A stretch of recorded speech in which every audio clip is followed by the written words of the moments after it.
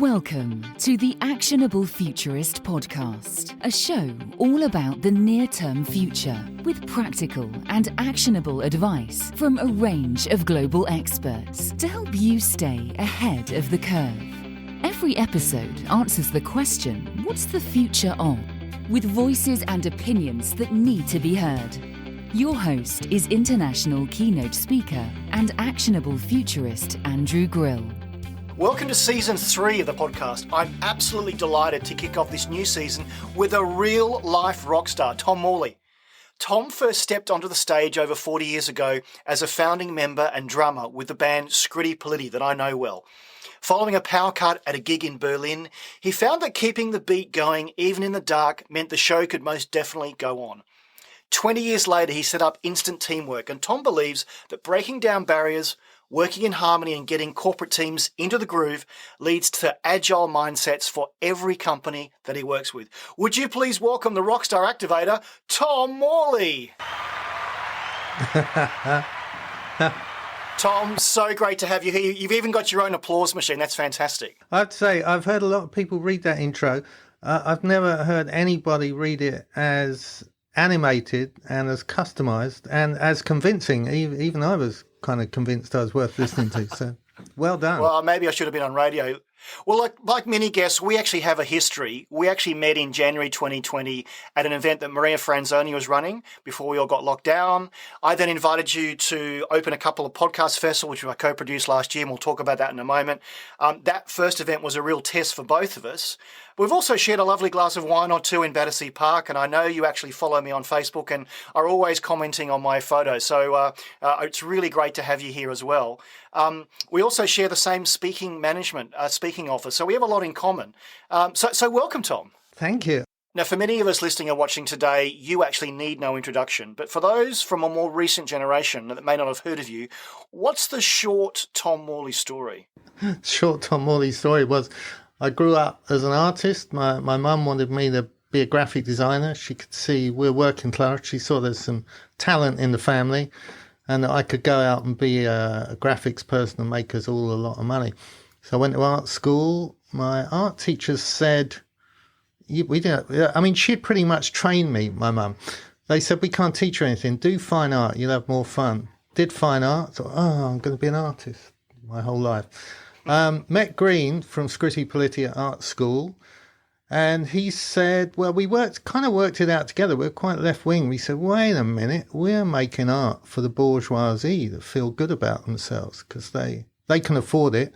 And they know what to say about it when they stick it on their middle-class walls. So we said, that's no good. And the Clash were around, everybody, reggae and its messages, Aswad, Steel Pulse, Bob Marley, and then the Clash and Sex Pistols, that whole tour. We said, I know, we'll give up art for the bourgeoisie and we'll make music for the working class, smash the state, take over, revolution. So it didn't quite work out that way, but at least we jumped track from art to music. Now, a lot of people, polymaths, can do that quite easily. They just go from one thing to another. To others, to make a change like that out of a kind of political decision rather than I feel drawn to be a poet, I must be an artist, it wasn't like that. It's like, we're working for the wrong people. So actually, it was quite a wrench to say everything. My mum died when I was 13, but she said, carry on with my legacy. It was quite a wrench. It wasn't really that romantic. But it was quite a wrench to go, right, I'm giving all that up. I'm going to start being a musician from scratch, pretty much. I played a few bongos at parties, but I was, 23? 21, and then 23 when we started making records. So, and then Scritti Politti, we came to London. We opened up a squat. We got turned down by Rough Trade Records with our first demo. And we said, right, we're going to make it ourselves. So we learned how all the processes. I know this sounds quite long-winded, but it's actually appropriate to everything that comes after. Yes. All the processes about learning, I see we have to book our own recording studio. We have to take that tape to an acetate maker. He has to cut it into an acetate. We have to take that acetate to the pressing plant. Pressing plant, do a test pressing, see if we like it. We got 2 acetates made. The first one was, I don't know, the guy said, I think I'll boost the bass on the second one. So the first one, his studio was called Porky Prime Cut. It's right opposite the BBC down in Portland Place. Yeah. That one, we said, what do we do with this? And we said, why don't we go and drop it in at the BBC? It was just across the road, right? So, and in those days, it wasn't all funky like, fortunately, doing podcasts from the piazza outside. It was just a man with a peak cap going, hello, what do you want? Like a doorman backstage. So we said, can you give this to, put on our best accents, said, can you give this to John Peel, please? Right, so, and that night, we're in the pub. We had this tiny transistor radio. We're in the pub garden at the Engineering, Camden. And John Peel came on and said, yeah, I'm going to play The Fool, I'm going to play The Clash, I'm going to play Aswad, and Scritti Politti. And we went, did he say Scritti Politti? What? Yeah! We all fell off our chairs. And he played us. And they said, okay, guys, if you're listening, give us a call and come in and do a session. That night, wow. We didn't even have a record out. To not only get played, to hear our name come out of John Peel's mouth, for one thing, then get the record played, then be invited into a session. So it just went bang, bang, bang, bang, bang, all up like that. It all ended up in disaster, but it was great. Well, because life is, you pretty soon learn if you engage with life 100%. Life doesn't go like this. Ding. It goes like this. So that's what life's been like ever since. So how did you move from being in a really well-known band to then doing the corporate stuff? Because that's a huge shift, and haven't seen a lot of musicians do that successfully. But what was the impetus, and how did you start sort of shedding your on-stage persona in a rock band, and then go and talk to corporates about collaboration and working in teams and being synchronized and those sort of things? Well, but being the drummer in the band is all about collaboration and sync and kind of always looking after everybody in the band and in the audience. It's not just tapping along in the background. So in that way, it was quite an easy change. The actual mechanics of it, and this is always available to everybody in the music business, is be successful and then have a nervous breakdown. So I thought, I was looking at the list going, all right, I've done the success, got a better kit, everyone loves me. It's time to have a breakdown. So that's what I did. And in that time, I couldn't listen to music anymore. I really went for it in a big way.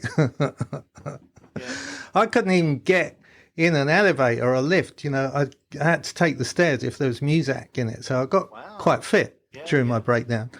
Then I was on a retreat silent retreat. I had to get away from everything. So I was in the Dordogne, and I didn't know. I thought I just booked up for some time away, but they were doing that. It was 3 weeks. They were doing something called an enlightenment intensive. I wasn't worried about being enlightened. I was a Marxist, right? So anyway, I sort of ended up with this in a sweat lodge. 6 a.m. naked, chanting with a whole bunch of other people who wanted to be enlightened. And when we came out, the leaders said, go to the chateau. It's in this big kind of castle grounds. Go to the chateau for breakfast, everyone. So, and outside, they'd been heating up the stones on this fire. There was a djembe outside. I'd never played a djembe like this. And I thought, well, I'll just have a go. There's no A&R people. There's no music bookers. We're competing with Stevie Wonder for the Christmas hit. There's nothing. I hadn't even got any clothes on.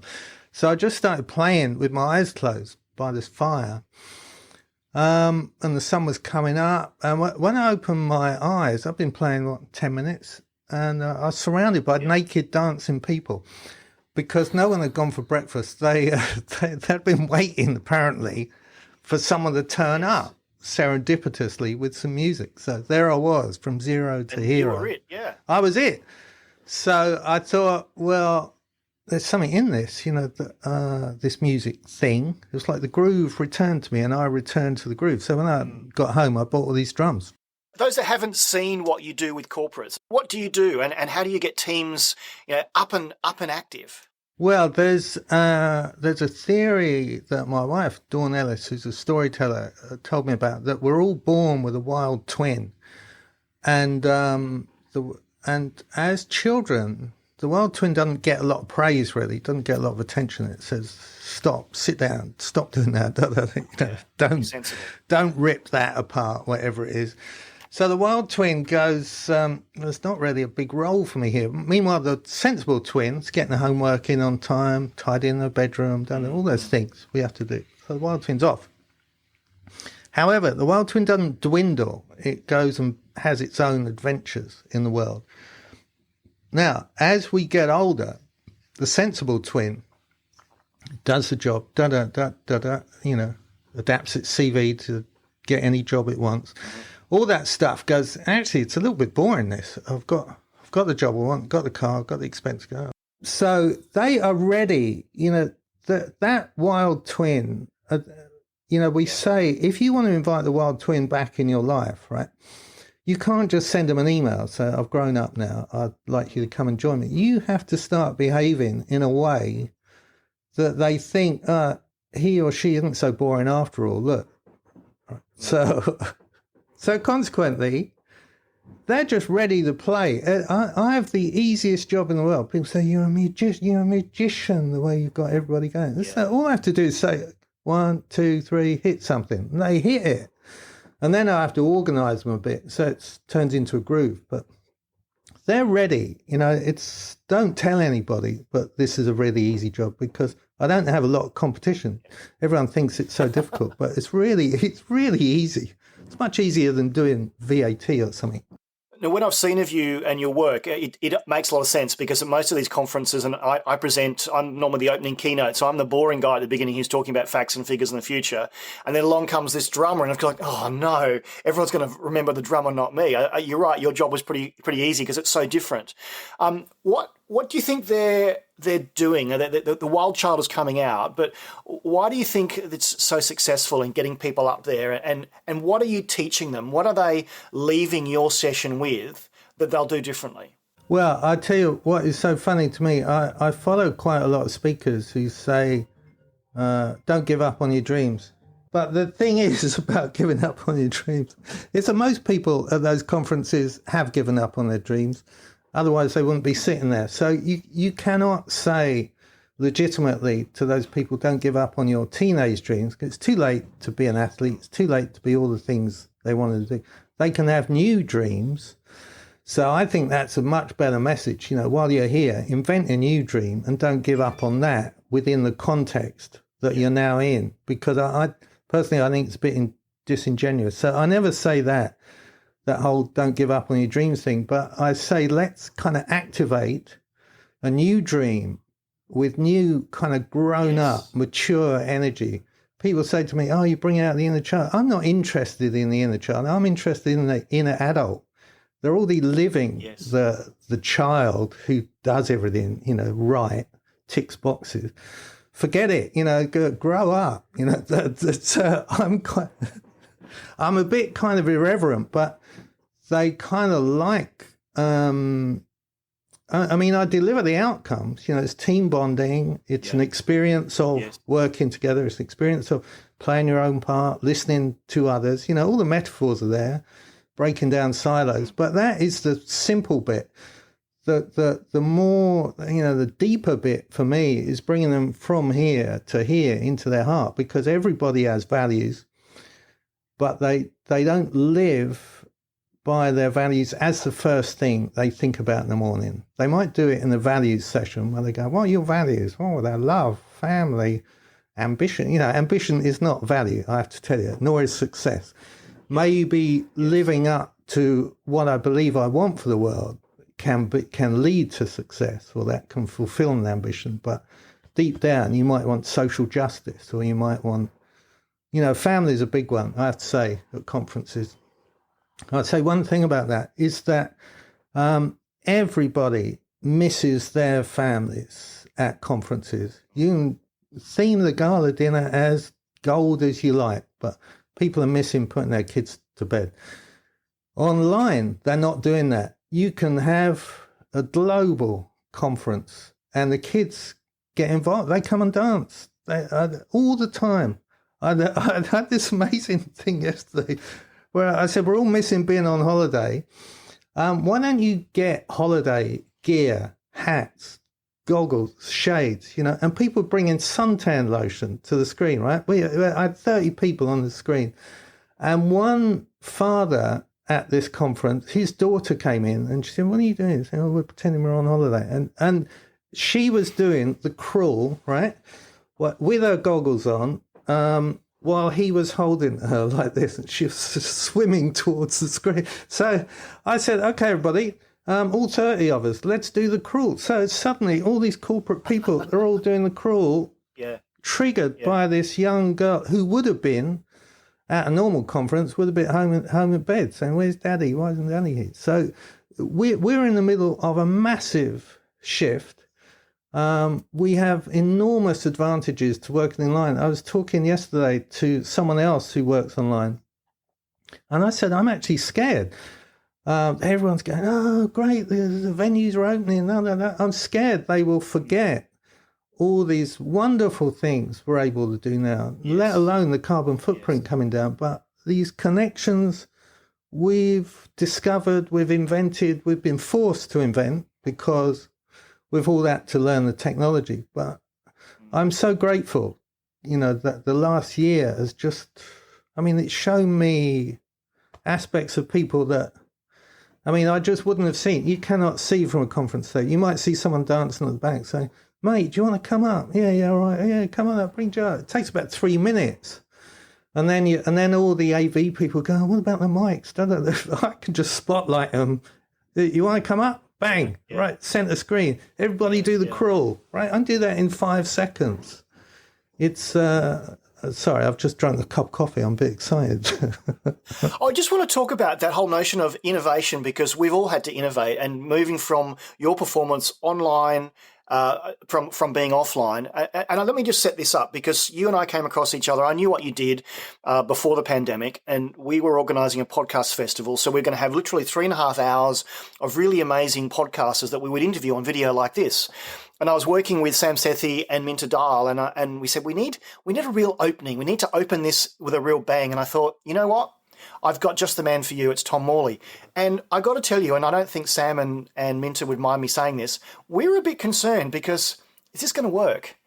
Is this going to work that we're all going to be sitting at home with spoons and rulers and drumming, and will this translate? And clearly it does. But I just wanted to take you through how it felt for me. I know you had a very different experience, and we'll talk about feedback in a moment. But I got to tell you, when you went on screen, I knew you'd be amazing. I was worried for the first 3 or 4 minutes, and the private chat box was, what have we done here? But I got to tell you, the 300 people online, the chat just exploded. We had people drumming and dancing and singing. We, of course, couldn't see all of them doing that because of the way the technology had been set up. But I want to throw it back to you to just explain how you've kind of moved your act from offline to online. And that particular festival, I know that it was very confronting for you, and it was a bit of an epiphany. And I'd love to hear how it felt from your side, and I'll fill in the blanks as to how it felt from our side. In going online, I had to think fast, because I had the option, like everybody who does experiential work, to just write a book. I'm going to take a year off till all this is over and I've invented a vaccine. But what I thought was, well, what are the outcomes? People want to bond. They want to connect. They want to get out of their comfort zones. They want to try something that on paper looks impossible. So I thought, all right, what are the tools I've got? I've got rhythm. So that connects people in a way they didn't expect. However, we can't play in rhythm online, so cross that out. I've got vocal harmony. Vocal harmony gives people an experience of, wow, our voices really mean something when they're all together, but everyone's on mute. So cross that off. I've got the security of being at some venue way, way away, expensive place, blinds down. All right, we'll do it for an hour. This guy seems to know what he's doing. Nobody will know. Nobody's filming it. That's gone. The dog's watching. The kids are watching. Your wife's watching. Your husband's watching. So every tool I had was taken from me, really, by COVID. However, the outcomes of wanting to bond people, give them the experience of the wild twin coming to join them and discovering a kind of energy that just ignited them, that was available to me. So and I'd been, as you know, I've been on Zoom, with all sorts of people. If I say do this, people would do it, but they'd be a little bit out of time, but we'd all be out of time together. So I thought, well, I can do that. I'll do it with you lot. And then I didn't know you were doing it on this platform. What was it, Hop-In or something? Which I could, but we had to come in through Zoom, so you couldn't see anyone. You couldn't see a thing. I couldn't see anybody that you're looking at. All I could see was me like this, going, all right, everybody. So if you've got something on the desk, could be a wooden spoon, the remote control, I'm going to play you a song. Let's go like this, or I'll play a piece of music. Okay, so everybody, let's get moving. And I didn't see anything. All I saw was me prancing around. I didn't get any messages. I didn't get anything on WhatsApp. And I didn't have all this kit. I was in front of a 2015 MacBook where, I didn't even know what the mic was. I didn't even know if you could hear the music. Well, actually, I knew you could hear the music because I knew about setting up the setting. So I thought, well, I'm confident they're watching because I'm not getting a message anywhere saying get off or we've lost connection. So for 20 minutes, I was there going, now I'll get a shaker, now da. And at the end, I think I was booked for 20 minutes. And after 17 minutes, I heard a voice say, okay, that was brilliant. Thanks, Tom. Okay, we're over to... Well, that voice was me. That was you. I can find the video again where I went, Tom, thank you so much. Yeah, that's We're going to move on, but thank you very much for your performance. So there I am, standing, at that time, there was a sofa here with a stool on it and a box on top of that and my laptop. So there I am, standing in my living room, looking at this teetering pile of stuff with my old MacBook on it, and MacBook on it, going, that's probably the most surreal experience. That's even more surreal than playing naked, in the Dordogne. And I just did not know what happened. And I think I got online and I said, I've just done the weirdest thing. I think it was probably a complete disaster because I wasn't able to make eye contact. I wouldn't be able to engage. And then you sent me some screen grabs saying Tom Morley is the chair dancer of the world, best Zoom intro ever. Tom Morley's the king of chair dance. I mean, it was life-changing. As you said, it was a kind of epiphany because I thought if I can do that without seeing anyone, with everyone being at home, them probably not being able to see each other. I mean, I don't know, the setup. But I thought if I do that, I can just do anything. Because I've done stand-up comedy in my life. It's probably even harder than doing stand-up comedy because there's no audience, no feedback, no nothing. Just me going, all right, I'll just keep going. Well, I really felt for you because I think you put a message on one of the private sort of remote speaker groups, and I thought, no, you need to know exactly what happened because while we couldn't see everyone, the chat was just going crazy and people saying this is amazing. I felt myself, I'll again drop in some of the overlay of the video of the day. You just got really into it, and it was just the perfect way to start a 3-hour festival. And I wanted you to know that because as a fellow performer, we rely on feedback. Now, years ago when I started out performing, people go, oh, you're amazing. And my head got very, very, very big. Now I think I've become, and I know you have as well, a lot humbler in that I just want to know that I met your objectives and that you learned something. So feedback is just so important. But a question for you, so that was almost a year ago that this happened. How have you evolved your tech? How have you evolved your act so that you can get the feedback and you can have more interaction with your audience? How do you involve the audience in your act now? It may be from that gig, actually. I got approached by the YPO and I said to Joanne Lockwood, This is, I remember when I first got my my first harmony gig with Nokia, probably 25 years ago. It was the first kind of corporate gig I'd done, and I remember they flew me to Helsinki. I actually did this call sitting in my bathroom in London, because I was having a party at the time. I had to take the cord into the bathroom. And previous, I'd been charging 50 quid for just community things, and someone had put me forward for this. So, and they said, how much is it? And I nearly said 50 quid. Anyway, I said 1,500. They said, fine, we'll send you a business class ticket. See you in Helsinki in a week. So I remember going down in the lift to that, and I was thinking, my life is going to change one way or another. It's either going to get better or it's going to get a whole lot worse. It's either going to work or it's not going to work. It worked. So I had a similar experience with when I got this thing with the YPO. I thought, well, YPO, they're well connected. I want it to work. It was a longer time than going down the lift. I contacted Joanne Lockwood, and we invented this thing called the magic hammer. I said, could you come round with your magic hammer? We could visit each other at the time. It's just at the start of lockdown. Yes. So for about a week, she said, I'll send you a list. So for about a week, it was like Amazon were parked outside my house. Christmas again. It was. Yeah.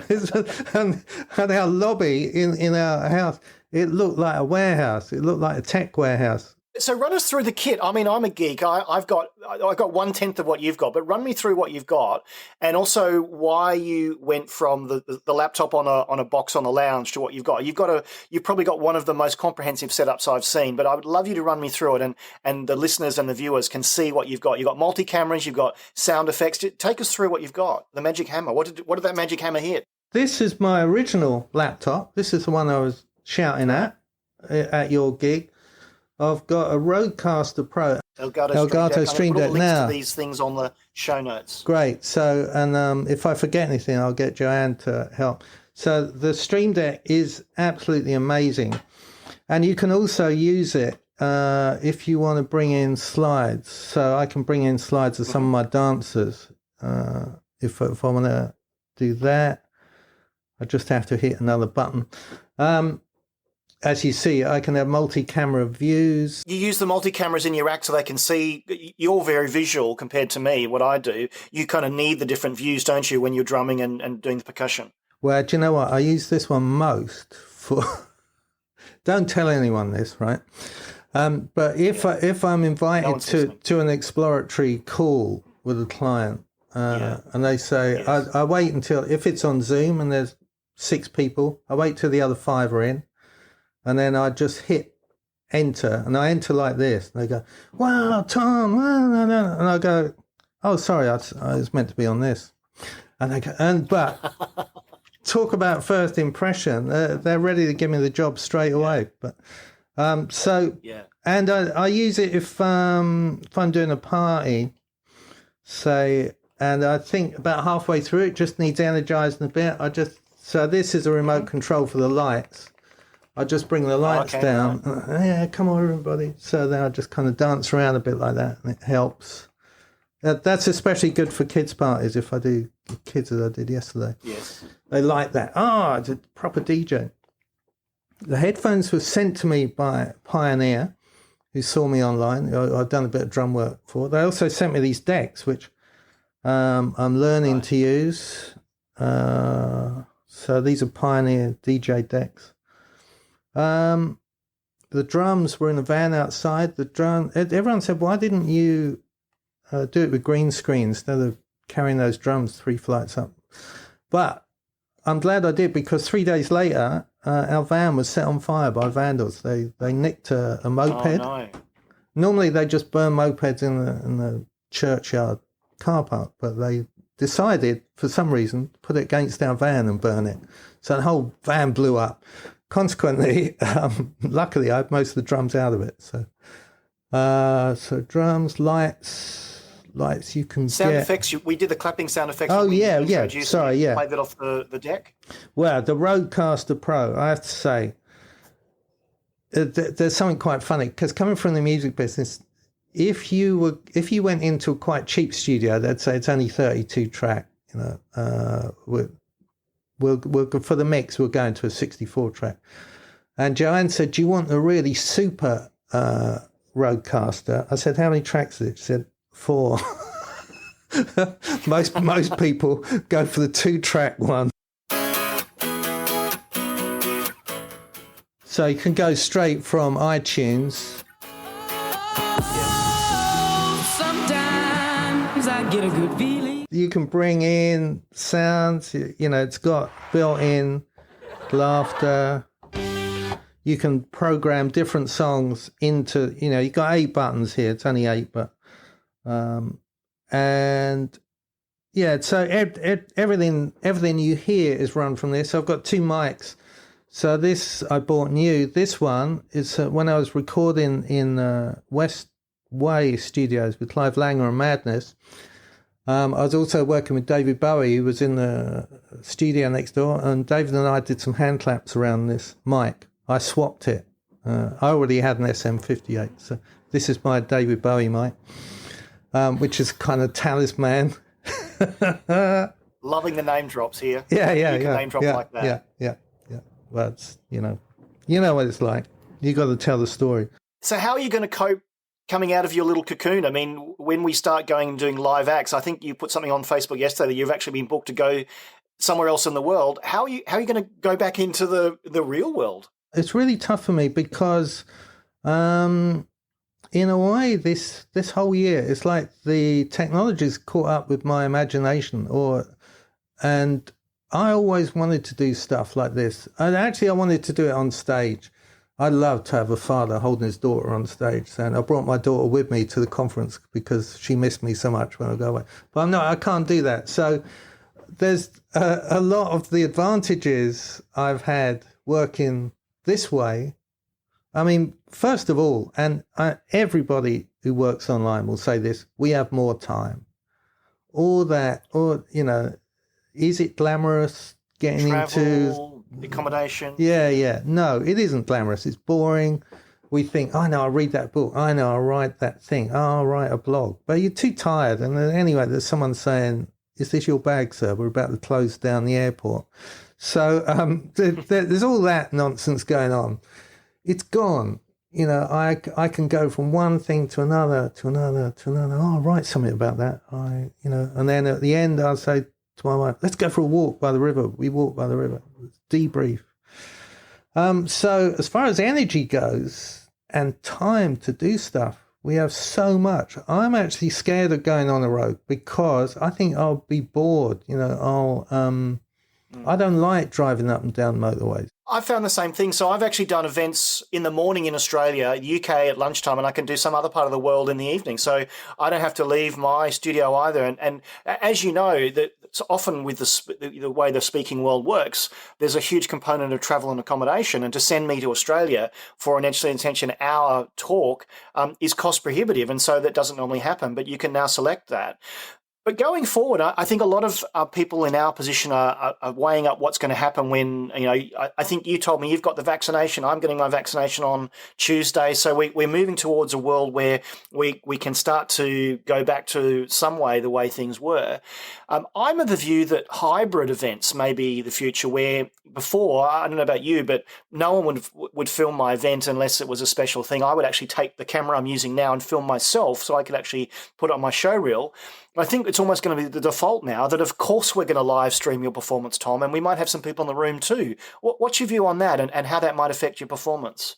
Yeah, well, I think COVID, I wouldn't say it's done as a favour, because a lot of people watching will have had relatives died, and it's been terrible. It's been terrible, but it has done the world a favour. It's done the climate a favour in people not flying much anymore, and it's done us a favour in that hybrid way.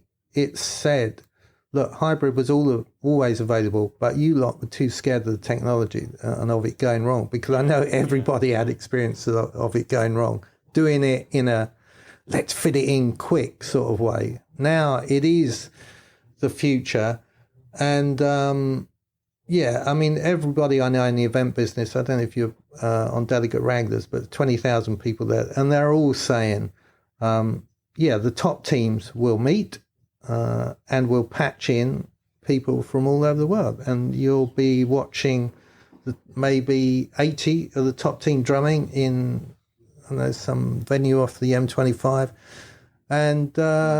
and everyone else will be joining in. Like, I know I've been in this game a long time. I know facilitators all over the world who we wear each other's T-shirts. We're competitors, but we also collaborate. I mean, how can you be in the music rhythm business without collaborating? So we all know each other. So I could be playing with a top team in London, maybe London Bridge or something.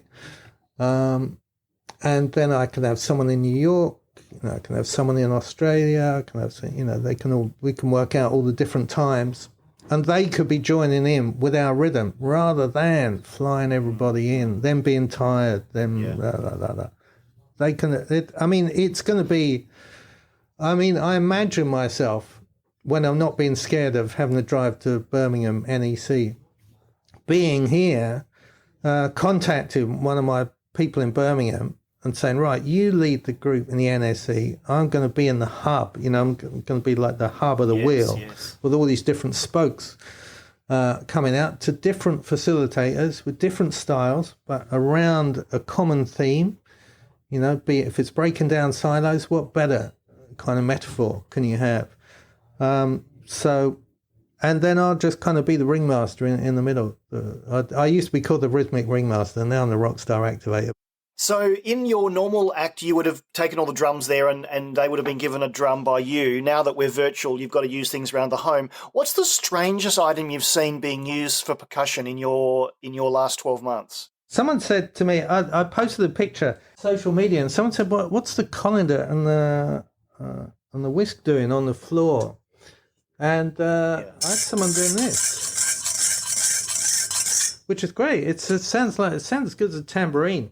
So strangest, it's a guy, he's playing his young daughter, right? I say to people, okay, we're going to play guitar. Get anything, wooden spoon's enough. Or it can be, people could be a remote control. This guy, his young daughter's probably about 4 years old. It's just around his knees. He picked her up and he was playing her as a guitar. She was loving it. And his son. Not going to see that at a corporate event, are you? Yeah.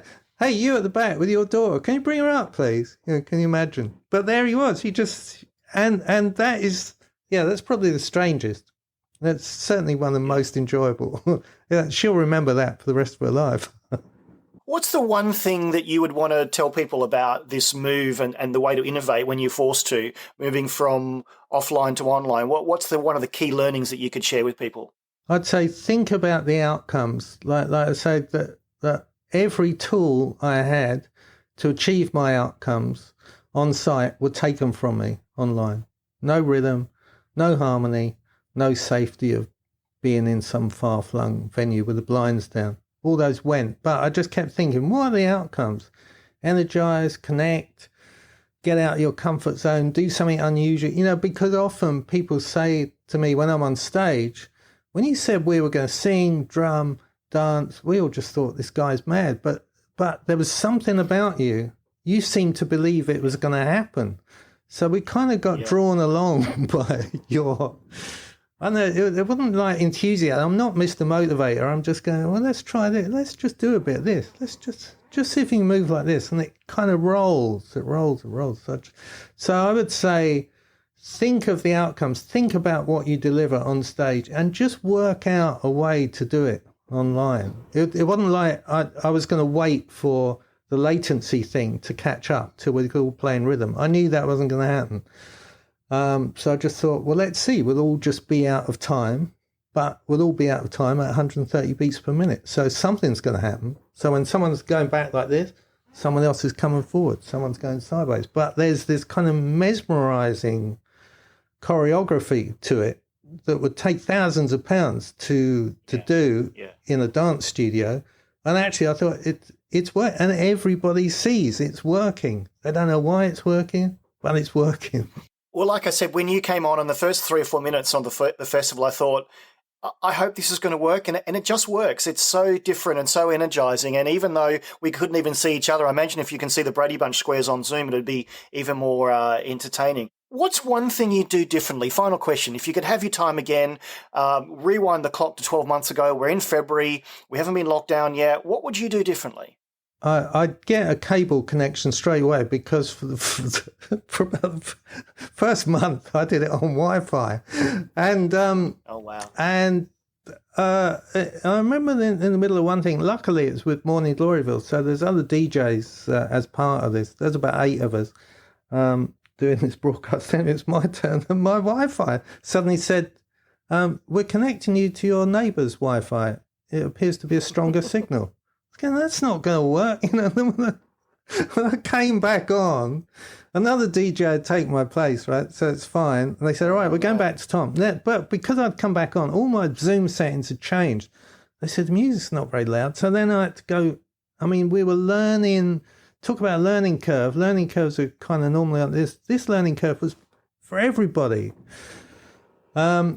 So I'd say that was just the first thing that popped into my head. But I would say for anybody getting into it, get the best tech you can straight away. Really sort your signal out. Get the best tech. Invest.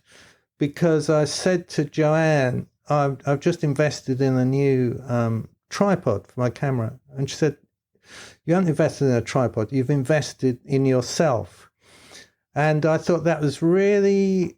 I was employing her at the time as a tech person. I thought that's really unusual to hear from a tech person, which of course she's not. Just, she's a speaker in her own right, But that really kind of touched me. And then every time I had a choice on Amazon, do you want the budget version, or do you want the top version? Of course, I'm going to have the top version, top. And I've never regretted that. I absolutely love I've become a bit of a troubleshooter. I'm not a natural troubleshooter, but I much prefer the troubleshoot with quality gear than gear that I'm constantly going, I wish I bought the top version. There's none of that. I'm the same. And again, 12 months on, clients expect you to have the best kit. I'm a bit like you. When I do a briefing call or a pitch call, I use all the equipment that they'll see in the actual event, and they go, oh, that looks really clear. So, of course it does.